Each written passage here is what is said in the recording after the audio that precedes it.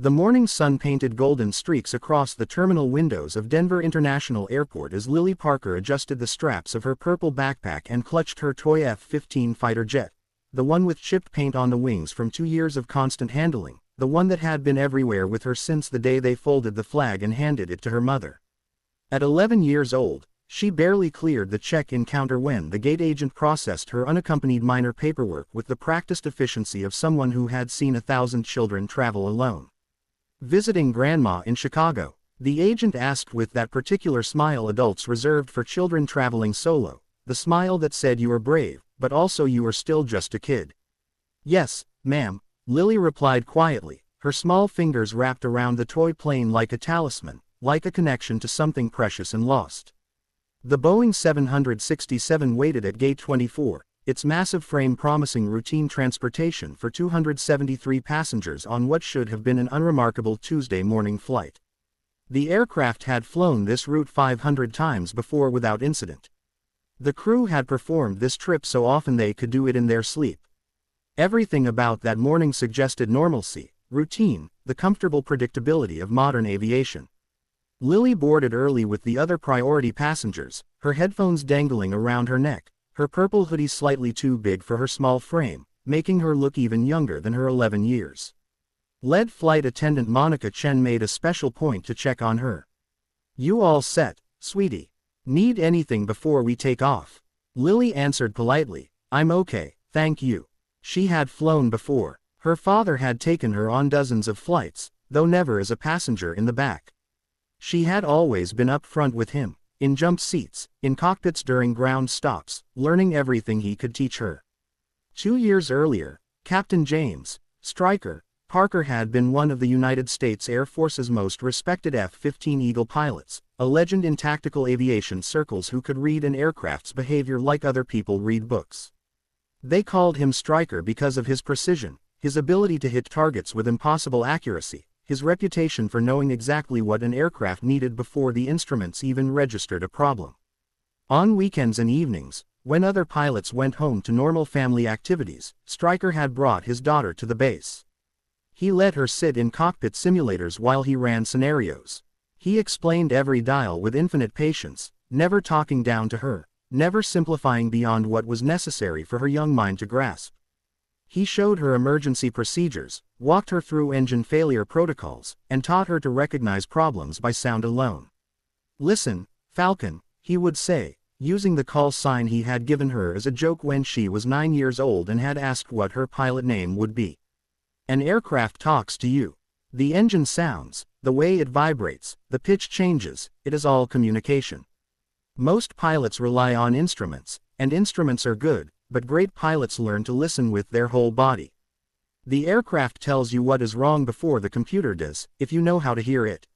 He drilled emergency procedures into her young mind like multiplication tables, making her recite them until they were automatic, until she could perform them in her sleep. "Why do I need to know this, Daddy?" she asked once, frustrated after the 20th repetition of an emergency descent procedure. "I am not going to be a pilot. Not for years and years." He knelt down to her level, his hands on her shoulders, his eyes serious. "Knowledge is never wasted, Falcon. And courage is not about age. It is about being ready when the moment comes. Someday, somewhere, you might see something or know something that matters. And when that moment comes, you need to be ready to speak up. Even if you are scared, even if nobody believes you, even if you are the only one who knows. Can you promise me that?" She promised. She had no idea how much that promise would cost, or what it would mean. The training accident had been quick. They told her it was a mechanical failure during a routine exercise over the Nevada desert. The Air Force investigation called it catastrophic systems failure during a hygiene maneuver, words that meant everything and nothing, technical language that hid the reality that her father had fought a dying aircraft all the way down, trying to reach an ejection altitude he never got to. They gave Lily a folded flag in a triangular case and thanked her for her father's service. But nobody gave them back the man who had called his daughter his little co-pilot and promised to teach her to fly a jet someday when she was old enough. Now Lily flew alone, carrying his teachings like precious cargo in her mind, the toy airplane in her hands a constant physical reminder of everything he had been, everything he had taught her, everything she had lost. For the first 47 minutes of the flight, everything was perfect. The plane settled into its cruise at 36,000 feet. Flight attendants began their beverage service. The businessman beside Lily ordered coffee and returned to his spreadsheets. The elderly woman in 12D, Mrs. Patterson, dozed peacefully. Lily gazed out the window at the cotton ball clouds below, absently spinning the tiny propeller on her toy plane, thinking about her grandmother's house and the cookies that would be waiting. Then, at 10:47 a.m. Mountain Time, the sound changed. It was subtle at first, so subtle that most passengers would not notice it over the ambient cabin noise. But Lily's head snapped up like a deer hearing a twig break, her entire body suddenly rigid with attention. Her father's voice echoed in her memory with crystal clarity. When the sound changes, everything changes. The aircraft is trying to tell you something. Listen, Falcon. Always listen. The irregularity grew louder. A slight rhythmic wobble in the engine note, a womp womp womp that made her stomach clench with recognition. She had heard this exact sound 18 months ago in a simulator recording, her father's hand on her shoulder as he explained the sequence of failure. That is a compressor stall beginning to cascade. One blade fails, creates a pressure wave, causes the next blade to fail. It is rare, but it is deadly. The engine is trying to eat itself from the inside. You have maybe 60 to 90 seconds before catastrophic failure and possible fire. The vibration became violent shaking. The aircraft lurched hard to the right, throwing passengers against their seat belts. Overhead bins rattled. Drinks flew from tray tables, spraying coffee and soda across passengers. The scream of alarms pierced through the cabin, not the gentle ding of a seat belt reminder, but the urgent mechanical shriek of critical systems failing, of an aircraft in genuine distress. Passengers gasped and shrieked, clutching at armrests and each other. A woman across the aisle started crying in that particular high-pitched, rhythmic way that comes from pure unfiltered terror. Children started crying, their parents trying to comfort them while barely holding their own fear in check. Lily's hands gripped her toy airplane so hard her knuckles turned white. But despite the fear coursing through her veins, her mind stayed clear and focused. She had trained for this, in a way. Her father had made her practice staying calm during simulated emergencies, had taught her that panic was the enemy, that clear thinking was the only weapon you had when systems failed. Through her window, Lily could see Engine 2, the right engine mounted on the right wing, and even at her young age, even through her mounting fear, she could see the problem. Black smoke poured from the engine cowling in thick, oily streams. The massive engine fan was not spinning smoothly. It was wobbling, shuddering, and she could see chunks of metal where there should have been none, damage that meant the engine was destroying itself. Monica's voice tried desperately for professional composure but landed somewhere near barely controlled panic. Ladies and gentlemen, please remain calm and return to your seats immediately. We are experiencing some mechanical turbulence. Please fasten your seat belts. It was not turbulence. Lily knew it was not turbulence. Turbulence did not come with black smoke and metal-on-metal grinding sounds. The captain's voice came through the speakers, tight with stress and barely suppressed fear. Flight attendants, take your jump seats immediately. This is not a drill. That was when Lily heard it, the sound her father had warned her about, the sound that meant complete disaster was seconds away. A high-pitched metallic whine rising in frequency. The sound of compressor blades failing in sequence, each failure causing the next, a cascade effect that would end in complete engine destruction, possible fire, and potential loss of control. She had heard this exact scenario in recordings her father had played for her. She had studied the procedures, understood the physics, and knew what was coming next. In the cockpit, Captain Mitchell Torres and First Officer Sarah Chen were fighting a battle they were losing. Torres had 18,000 flight hours spread across 30 years of flying. He had handled engine failures before, dealt with hydraulic problems, landed aircraft in crosswinds that would terrify most pilots. But nothing in his extensive training had prepared him for this particular combination of cascading failures. Engine 2 is overtemping, Sarah shouted over the cacophony of alarms filling the cockpit. I am getting conflicting readings on thrust, temperature, and vibration. The computer cannot stabilize. Pull throttle back on 2, Torres commanded, his hands fighting the controls as the aircraft tried to roll right from the asymmetric thrust. I already did. It is not responding correctly. The problem, though neither pilot knew it yet, was that the compressor stall had created a pressure wave interfering with the digital engine control system. The computer was trying to compensate for what it thought was a power loss, but in reality it needed to reduce power immediately and completely.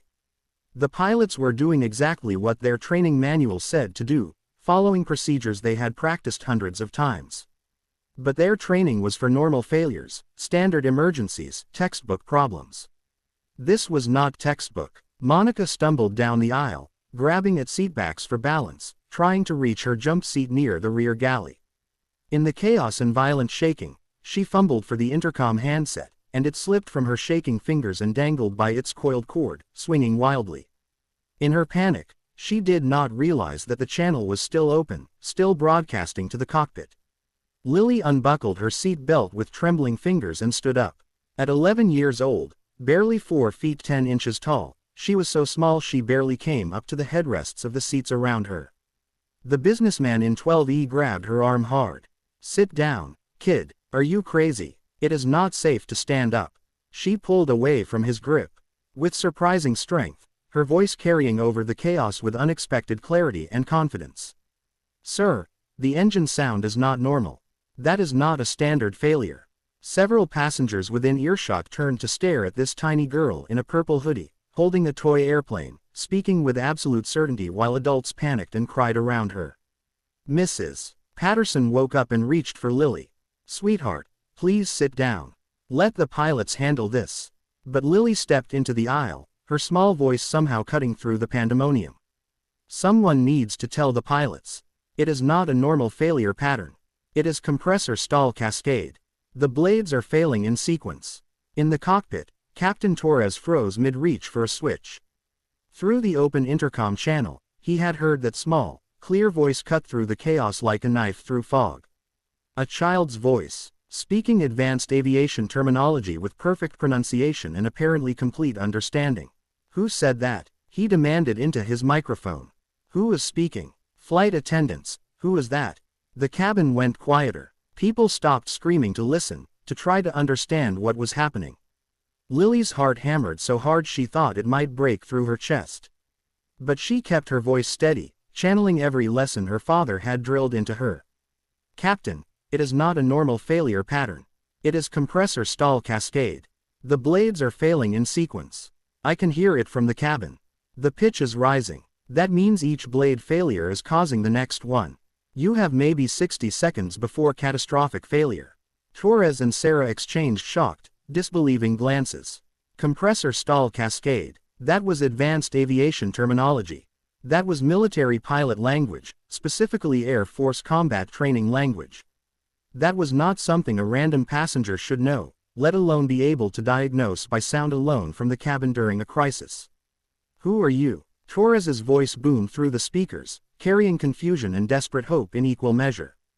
"Identify yourself immediately." Every eye in the aircraft turned to C-12F. They saw a tiny girl with dark hair pulled back in a ponytail, a child wearing a purple hoodie with a school logo on it, an 11-year-old holding a toy airplane in one small hand while gripping a seatback with the other for balance. She looked impossibly young, impossibly small, impossibly unlikely to be the source of that voice.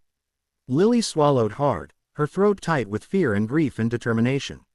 She thought of her father, of his hand on her shoulder in that simulator, of his voice saying, "Knowledge is never wasted, Falcon. Someday you might need this." The captain's voice came again, this time with an edge of desperate urgency that sent chills through every passenger. "Identify yourself. State your name and your—" He paused, and in that pause every pilot in the world would have understood the calculation happening in his mind, the impossible question he was about to ask. "State your call sign, if you have one." The cabin held its collective breath. Children stopped crying. Adults stopped praying. Even the aircraft seemed to quiet for a moment as 273 people processed what they had just heard. A call sign. The pilot was asking if this person had a military call sign. Lily lifted her chin the way her father had taught her to do when giving reports, when standing before superior officers, when representing herself and her skills with pride and confidence. Her small voice carried clearly through the open intercom, steady and sure and unafraid. "Call sign Falcon, sir." The silence that followed was absolute and profound. Even the aircraft's violent shaking seemed to diminish for a moment, as if the laws of physics themselves had paused to process the impossibility of what had just happened. In the cockpit, Captain Torres felt his blood turn cold and hot simultaneously. He had spent 10 years flying F-16s for the Air Force before transitioning to commercial aviation 15 years ago. He knew what a call sign meant. He knew the weight it carried, the tradition it represented, the brotherhood and sisterhood it signified. He knew that call signs were not given lightly, were not used casually, were not something that civilians, and especially not children, ever had or used. "Falcon," he said carefully, his hands still fighting the bucking, shuddering controls. "How old are you?" The answer came back immediate and calm. 11 years old, sir. Sarah whispered, "Jesus Christ." Torres continued, his voice tight. "Falcon, explain your knowledge. How do you know about compressor cascade? Where did you learn this?" Lily's voice did not waver, though tears were streaming down her face now, grief and fear and determination mixing together. "My father was Captain James Parker, United States Air Force F-15 Eagle pilot, call sign Striker. He died 2 years ago in a training accident. Before he died, he taught me everything. He taught me engine sounds, emergency procedures, combat flying techniques. He made me study failures, made me memorize responses. Sir, you have compressor stall cascade in engine 2. The blades are failing in sequence. If you maintain current throttle setting, the engine will explode within 60 seconds. You need to reduce throttle on engine 2 to flight idle immediately, not gradually, but completely and immediately. The pressure wave from the cascade is interfering with your digital engine controls. Your throttle position is not matching actual engine response. You need to override the system and pull throttle to full idle manually, right now, sir." Sarah's hands hovered over the throttle controls, her mouth hanging open in shock. "Captain, she is describing exactly what we are seeing on the instruments. The throttle position does not match the N1 readings. She is 11 years old and she is reading our engine failure from the cabin by sound alone. How is this possible?" Captain Torres made the split-second decision that defined truly exceptional pilots. He chose to trust his instincts, to trust the voice, to trust the call sign and everything it represented. "Falcon, I copy your assessment. I am reducing throttle on engine 2 to flight idle. Full manual override, stand by." He pushed the throttle lever all the way to its lowest position, physically overriding the automated flight control systems that were trying to fight him. The aircraft shuddered violently, yawed hard to the right, and for 3 terrifying seconds everyone on board thought they were going to flip inverted and spiral into an unrecoverable dive. Then, gradually, the violent shaking began to subside. The metallic screaming from engine 2 dropped in pitch and intensity. The wobble that had been tearing the engine apart slowed, stabilized, and stopped. The cascade halted. Engine 2 spooled down into a controlled shutdown instead of a catastrophic explosion that would have torn the wing off and killed everyone on board. Sarah stared at her instruments in amazement. It worked. Oh my God, it actually worked. Engine 2 is shutting down clean. No fire, no explosion. "Captain, that kid just saved our lives." But Torres was not celebrating. His decades of experience told him they were not out of danger yet. His instruments showed cascading secondary failures, hydraulic pressure dropping in systems 1 and 3, flight control surfaces responding sluggishly, electrical buses flickering as the failed engine took its generators offline. They had stopped the immediate crisis, but the aircraft was still wounded, still dangerous, still capable of killing them all if handled incorrectly. "Falcon," he said into the intercom, his voice remarkably calm given the circumstances. "We are not out of this yet. Engine 2 is shut down clean. You were right about the cascade, but I am showing hydraulic failures in systems 1 and 3. Flight control response is severely degraded. I need to start emergency descent to get us to breathable altitude in case we lose pressurization. But the aircraft is not responding normally to control inputs. The computer is fighting me. What do I do?" Lily closed her eyes and heard her father's voice as clearly as if he were standing beside her. Multiple system failures after engine shutdown means the pressure wave from the cascade has damaged hydraulic lines running through the wing structure. You will have asymmetric control response. The aircraft will want to roll into the dead engine because that wing is now dead weight. Your descent has to be shallow and controlled using minimal control input. Think of it like flying with a broken wing, Falcon. You cannot force it. You have to be gentle, patient, precise. Work with the aircraft, not against it. She opened her eyes and spoke clearly. Sir, do not try a standard descent profile. The hydraulic failures mean your control surfaces are not responding symmetrically. If you try a normal descent angle with standard control inputs, the aircraft will roll right and you will lose control completely. You will not be able to recover. Then what do I do, Falcon? There was no shame in Torres's voice, no ego, no pride getting in the way, just a pilot trying to save his aircraft and everyone on it, willing to listen to anyone who had knowledge he did not. Start your descent at half the normal rate, 2,000 feet per minute maximum, no more. Use left aileron trim, just trim. Do not use the yoke yet to compensate for the right roll tendency from the dead engine. Do not try to fight the roll with control pressure. Let the trim do the work. The aircraft will want to spiral right. That is okay. Let it turn slowly right while you descend. Use the turn as part of the descent profile. Make it a controlled descent spiral. It is a combat maneuver for when everything is broken and you need to get down without tearing the aircraft apart. Sarah looked at her captain with wide eyes. Captain, that is a fighter pilot emergency maneuver. That is what they do in combat when they have lost hydraulics and need to get down with minimal control authority. I have never heard of anyone doing that in a commercial aircraft. We do not even train for it. We are training for it now, Torres said grimly. He had never performed a controlled descent spiral in a commercial aircraft. It was not in any training manual he had ever studied. It was not part of any emergency checklist. But it made perfect logical sense for their situation. Use the aircraft's natural tendency to roll as part of the solution instead of fighting it. He began the maneuver carefully, his hands light and gentle on the controls, using trim tabs instead of direct control surface movement, letting the aircraft's damaged aerodynamics become part of the descent profile instead of something to overcome. The 767 began a slow spiraling descent, losing altitude in a controlled right-hand turn that fought against every instinct Torres had developed in 30 years of flying commercial aircraft straight and level. But it was working. The aircraft was descending smoothly, controllably, without the violent rolls and yaws that would have meant loss of control and certain death.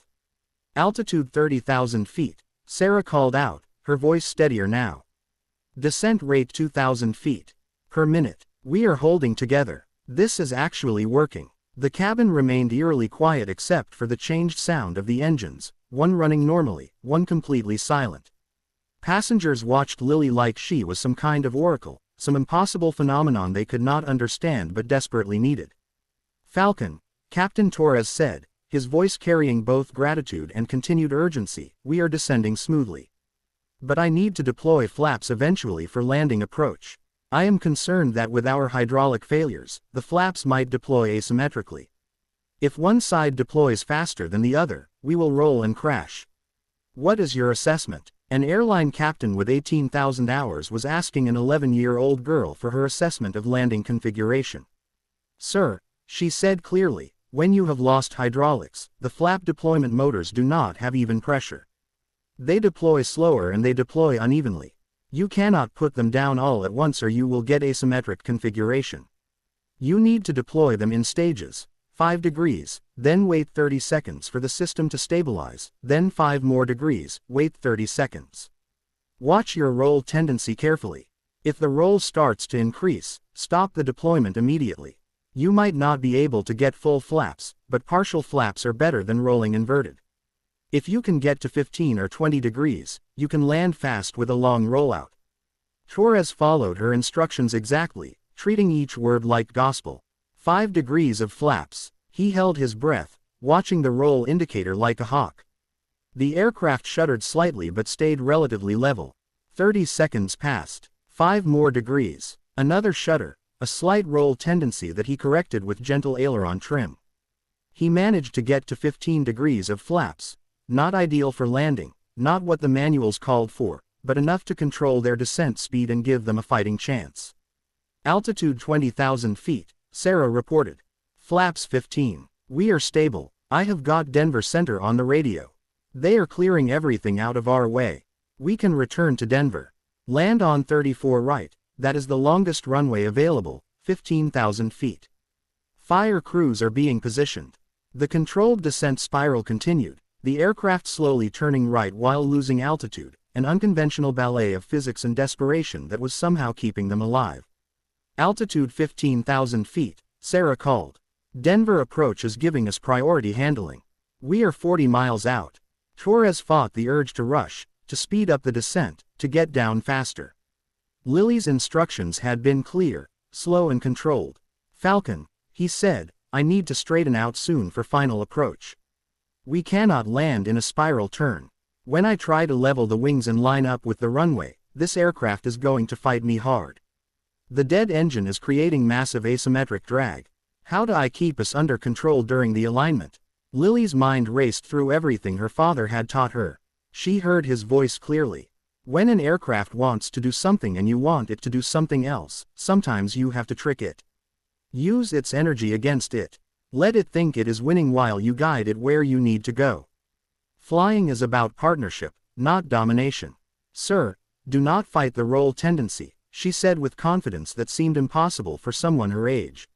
When you straighten out for final approach, the aircraft will want to roll right because engine 2 is dead weight with no thrust. Let it roll right just a little bit. Keep the wings maybe 5 degrees from level, right wing low. Use that slight bank angle to counteract the asymmetric thrust and drag. It will feel wrong. Everything in your training will say to level the wings completely. But if you fly slightly crooked, you will have better control. The bank angle will help balance the yaw from the dead engine. Flying crooked to fly straight, Torres murmured, understanding the counterintuitive physics. Your dad taught you that? Yes, sir. He called it dancing with the aircraft instead of wrestling with it. He said good pilots muscle the aircraft where they want it to go. Great pilots convince the aircraft to want to go there. Captain Torres smiled grimly despite the sweat running down his face, despite the terror of the situation.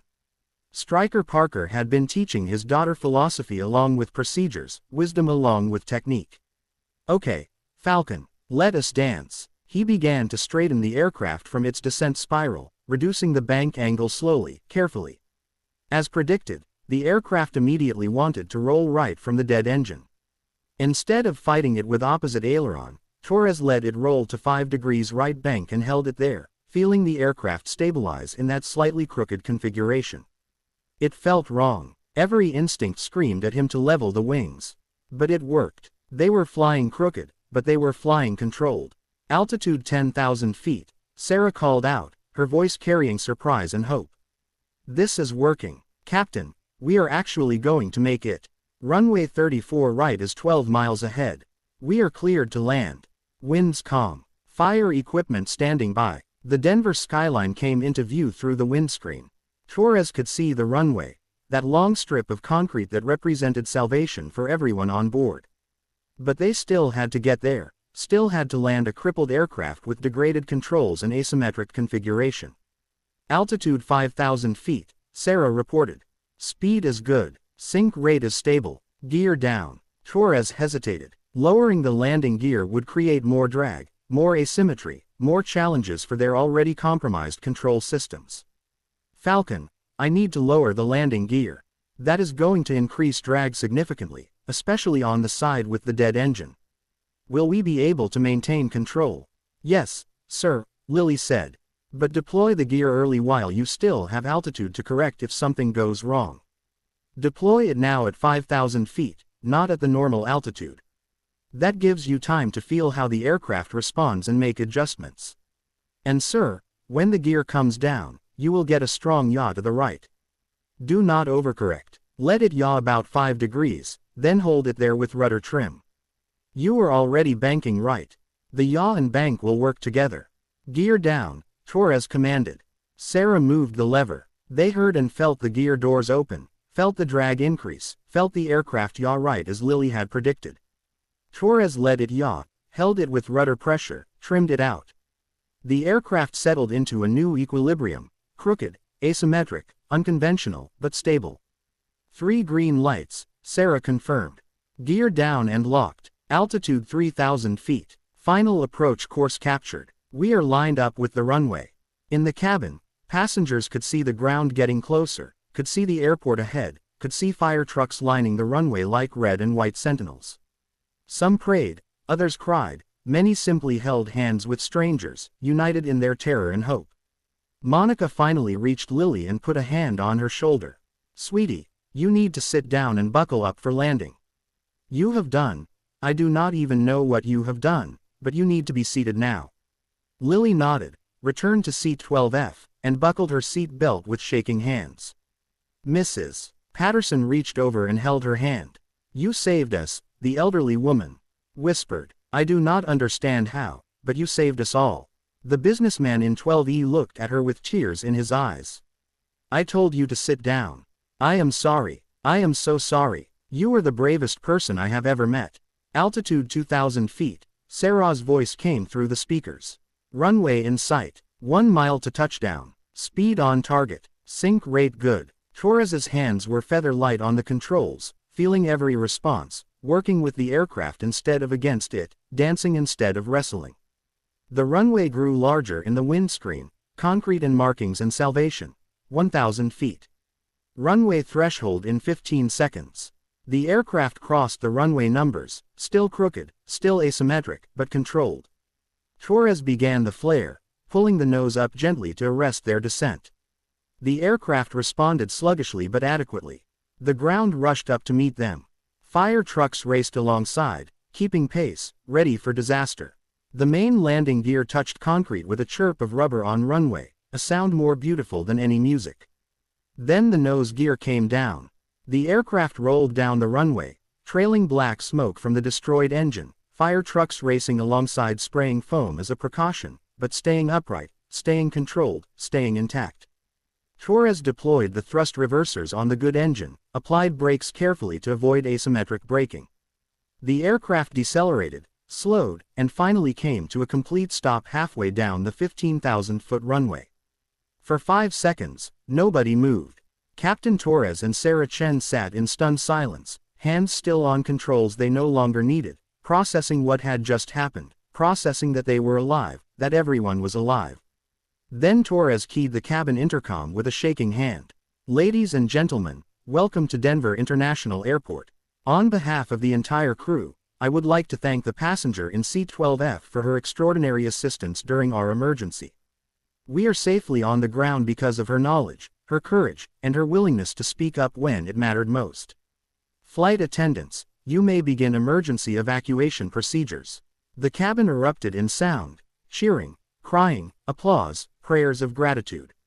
Emergency slides deployed. Passengers evacuated quickly but without panic, sliding down to safety where paramedics and airport personnel waited. Lily evacuated with everyone else, Mrs. Patterson holding her hand, the businessman staying close as if to protect her. When she reached the ground, her legs nearly buckled. The adrenaline that had kept her going drained away all at once, leaving her shaking and exhausted. 20 minutes later, after passengers had been moved to the terminal and emergency crews had secured the aircraft, Captain Torres walked down the empty cabin one final time. He stopped at seat 12F. The toy airplane lay on the seat where Lily had left it in the rush to evacuate. This worn F-15 with chipped paint, this talisman that represented everything about the day's impossible miracle. "Find her," he said to Sarah. "Find the girl. I need to meet her." They found Lily in the terminal sitting in a chair that was too big for her, wrapped in a blanket, surrounded by paramedics checking her vital signs while her grandmother, who had been called immediately, was rushing to the airport. When Lily saw Captain Torres approaching, she stood up, the blanket falling from her shoulders. Torres knelt down to her level, this veteran pilot with silver at his temples and crow's feet from squinting at 30 years of skies, kneeling before an 11-year-old girl who had saved his aircraft, his crew, and every soul aboard. "Falcon," he said quietly, and the use of the call sign made several nearby pilots and crew members turn their heads in shock. "What is your real name?" "Lily Parker, sir." Her voice was small now, no longer projecting with authority, just a tired child who had done something impossible and was now dealing with the aftermath. "Lily Parker." Torres nodded slowly, pieces falling into place. "Stryker's daughter. I heard about the accident 2 years ago. I never met your father personally, but his reputation, everyone in the aviation community knew about Stryker Parker. He was a legend. I am so sorry for your loss." Fresh tears spilled down Lily's cheeks. The professional composure she had maintained during the crisis finally cracked. "He taught me everything, Captain Torres. He said knowledge was power, but it was also responsibility. He said if I ever knew something that could help people, I had to speak up. Even if I was scared, even if nobody would believe me, even if I felt too small or too young.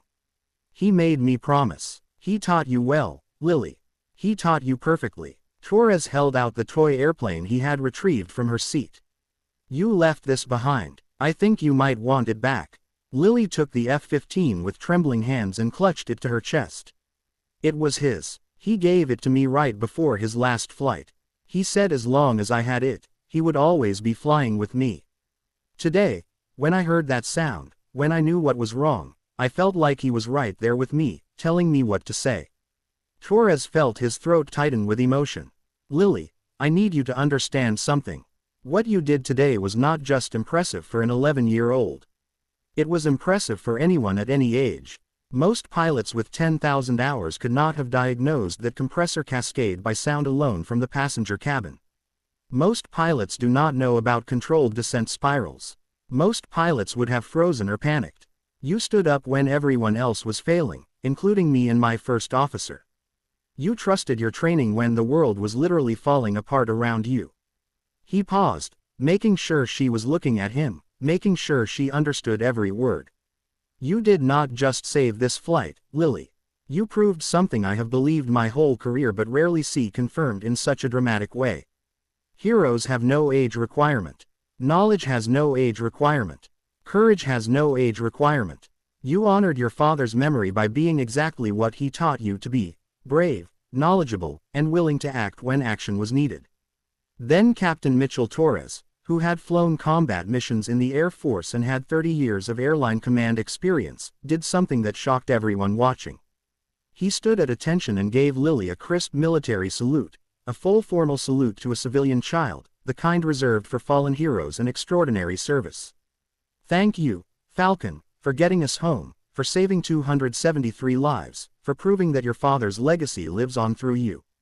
Lily stood as straight as she could, her small frame trying to match his military bearing, and returned the salute exactly as her father had taught her: hand at the correct angle, fingers together, eyes forward, maintaining it for the proper duration. The toy airplane was pressed against her chest with her other hand.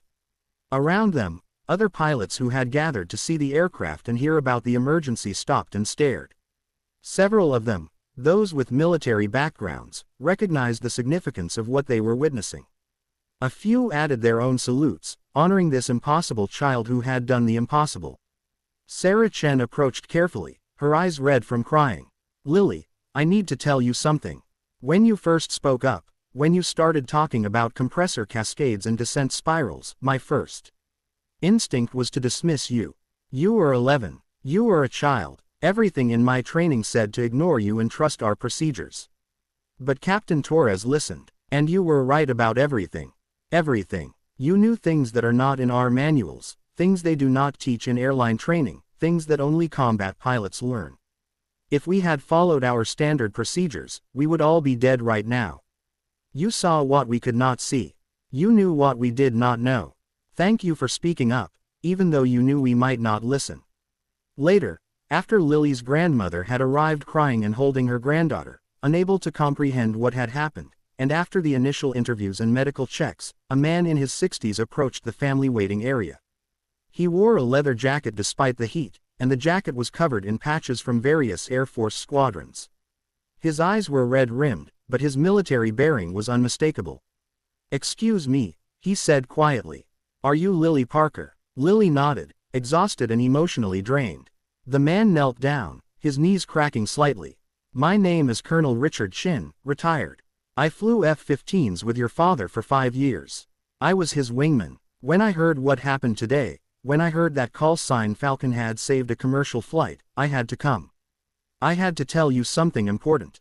Lily's grandmother put a protective hand on her shoulder, but Lily leaned forward, hungry for any connection to her father.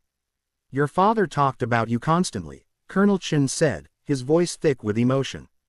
He would show us pictures of you in the simulator, videos of you identifying engine sounds with your eyes closed. Some of the younger pilots thought he was being ridiculous, teaching a 9-year-old kid advanced combat aviation procedures. They joked about it, asked him if he was training you to fly his missions for him. But Stryker would just look at them with that expression he got when he knew something they did not, and he would say, "Knowledge is never wasted on anyone willing to learn it. Age is irrelevant to understanding. Someday, somewhere, she might need this. And if that day comes, she will be ready." The colonel gently touched the toy F-15 in Lily's hands. "It is like he knew, Lily. It is like he was preparing you for today specifically. He drilled those procedures into you, made you memorize sounds and responses, taught you things that civilian children never learn, and today it all mattered. Today, everything he taught you saved 273 lives." "But he died," Lily whispered, her voice breaking. "He taught me all of this and then he left me. He was not there today. I was alone." "No, sweetheart." The colonel shook his head firmly. "He did not leave you. He is in every procedure you remembered, every sound you recognized, every calm instruction you gave. Today, Captain James Stryker Parker saved 273 lives. He just did it through his daughter, through the legacy he left you, through the knowledge and courage he passed down before he died. He was there today, Lily. He was there in everything you did."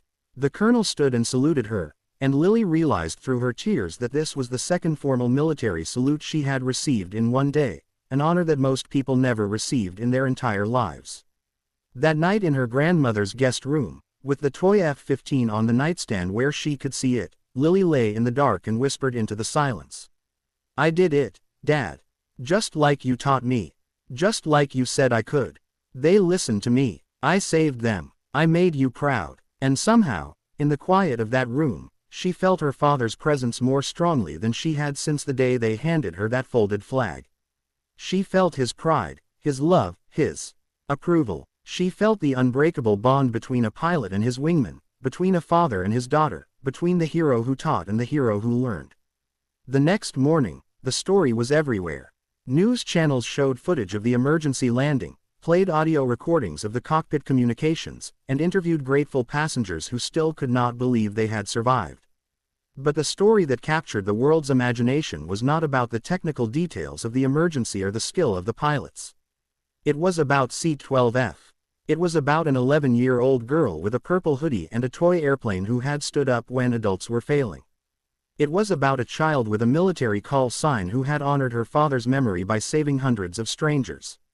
It was about knowledge defeating chaos, courage defeating fear, and love defeating death.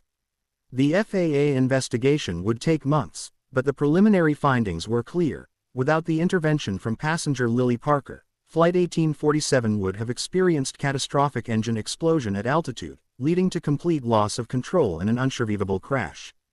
Boeing engineers examined the failed engine and confirmed her diagnosis had been perfectly accurate. The controlled descent spiral and asymmetric landing configuration she had recommended were appropriate for the specific failures they had experienced, even though such procedures were not in commercial aviation manuals. The airline offered Lily free flights for life. Boeing invited her to visit their facility and meet their engineers. The Air Force requested permission to include her story in their training materials as an example of proper emergency response. The mayor of Denver gave her a key to the city. Passengers from the flight started a scholarship fund in her name for children who wanted to pursue aviation careers. But Lily did not care about any of that. She cared about one thing.